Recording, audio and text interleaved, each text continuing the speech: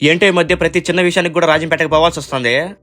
అసలు మ్యాటర్ నేను ఈ రోజు నాకు సచివాలయం నుంచి ఫోన్ అయితే చేశారు. నేను ఫస్ట్ ఇయర్ లో కట్టిన కాలేజ్ ఫీజు రిసిప్ట్ తీసుకొని రమ్మన్నారు. నేనైతే ఫీజు ఆన్లైన్ లో కట్టా. ఇంకా రిసిప్ట్ డౌన్లోడ్ చేసుకుని జిరాక్స్ అయితే తీసుకొని వెళ్ళాలి.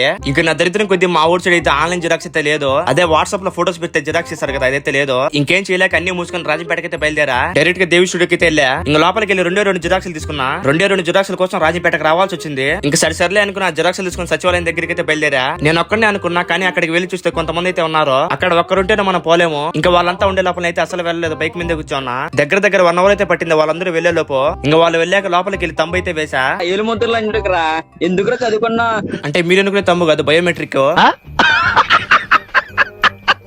ఎన్ని ఫింగర్లు వేసినా వేస్టే. ఎందుకంటే నాకు ఫస్ట్ ఇయర్ నుంచి ఒకసారి పడింది అమౌంట్, అది కూడా 2.5K. ఇప్పుడు నాది సెకండ్ ఇయర్ కూడా కంప్లీట్ అయింది. ఇప్పుడు పడుతుందంట ఫస్ట్ ఇయర్ అమౌంట్.